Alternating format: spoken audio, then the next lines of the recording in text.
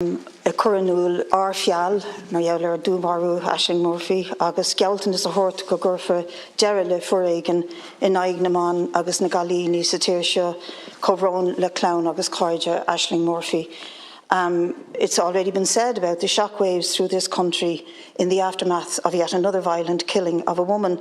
And it's felt, I think, particularly in the wake of the repeal and the Me Too movements, the dozens, tens and thousands of young women throughout the country who came out to express their anger and their sorrow and their dismay that this can happen in 2022. I think all of us females in this country, if we're honest, have at some stage in our lives experienced either a mix of harassment, abuse, sexual threats, aggression, misogyny, and some people much more than others, even the 244 women who died at the hands of misogynist violence in this country.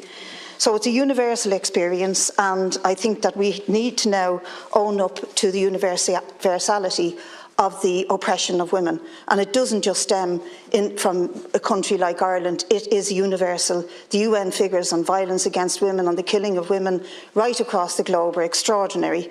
It comes from a system that oppresses one gender in favour of the other, and does so to use their labour, their place in the home, which still remains in our constitution, by the way, and their image and abuse of their image to make lots and lots of money through very violent sexualised porn.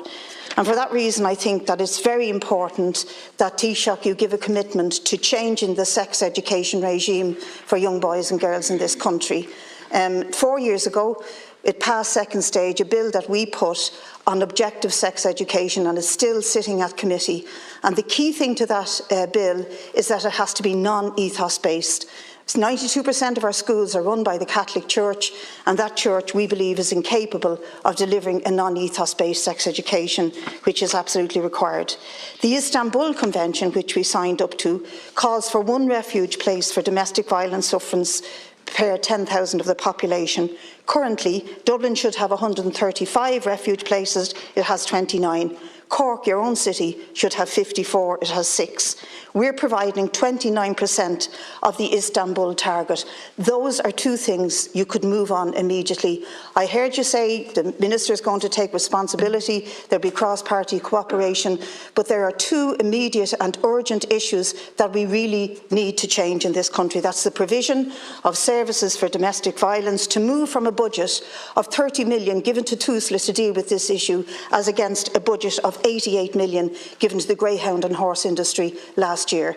That is absolutely appalling, that the lives of women are less valued than the cruelty administered to dogs and horses.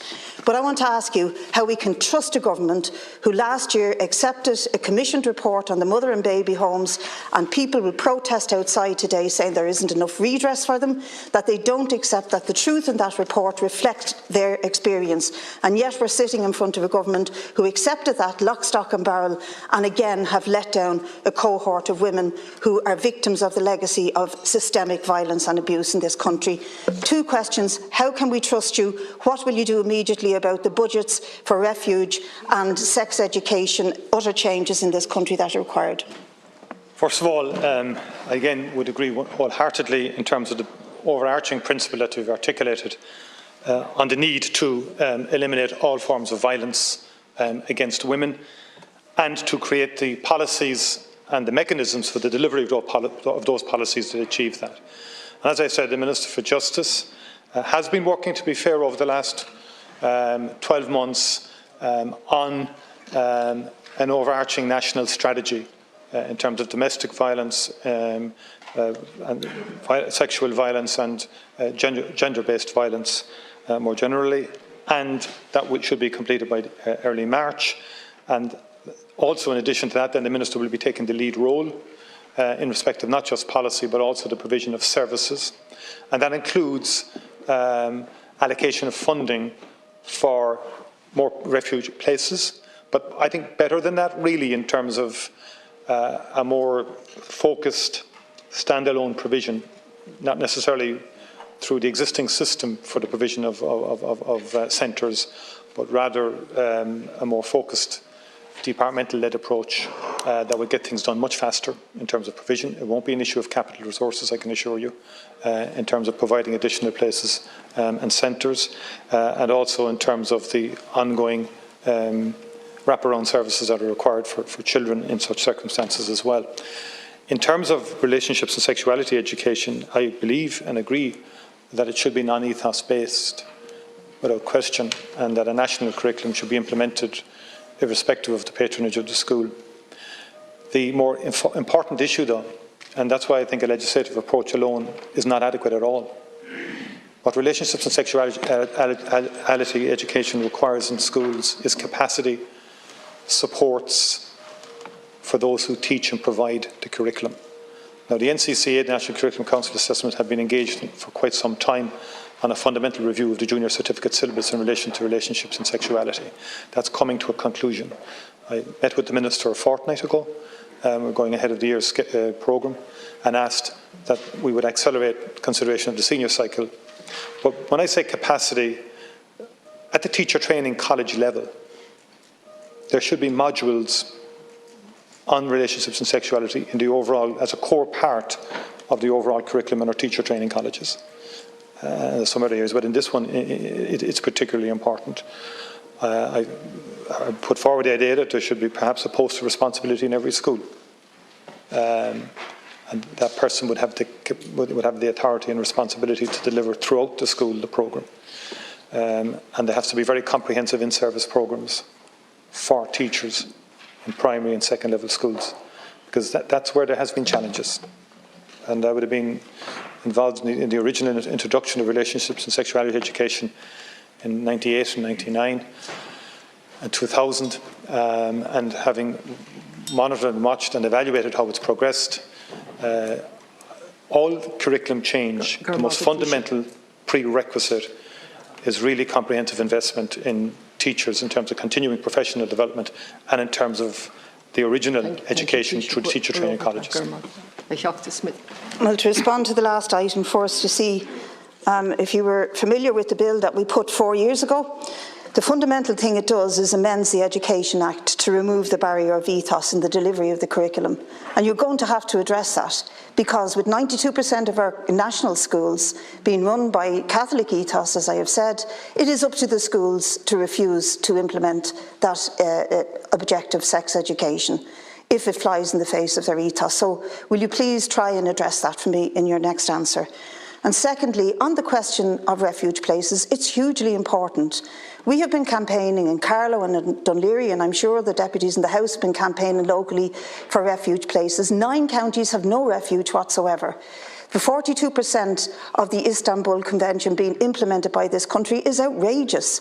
And unless you address that immediately, without going through the rigours of setting up special committees, give the funding to TUSLA to be able to provide the places, to keep hostels open, to stop closing them and to create new ones where they're required. Over 3,000 victims of sexual abuse, at a minimum, I don't have the exact figure in front of me, were left outside of supports during the COVID pandemic because of the dearth of spaces. And that has to be addressed immediately, not sometime vaguely in the future. And there are 2 things I would like you to take on board. Thanks. Yeah, on the latter point, I agree in terms of the need for additional places and to do it as quickly as we possibly can. And that we would, but I think the system, to be frank with you, we've had 3 government departments: housing, children and justice. That's not optimal.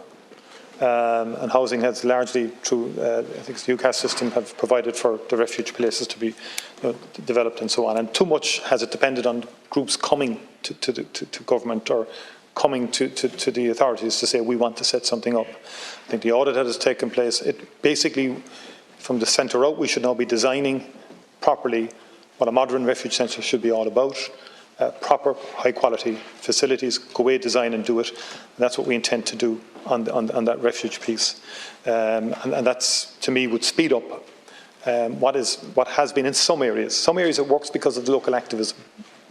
But it can't just depend on local activism, and some counties have very little provision at the moment. And I know, Deputy Monan O'Connor has been on to me, you and others, in terms of Carlow, for example. That's an example and an illustration. So we need to do that better. And in terms, I agree with there is a need to change legislation in terms of relationships and sexuality. But I would have to stress that it has to be a suite of an overarching package that involves the curriculum itself and the capacity to deliver it in the classroom. That is the key. Moving on to the final.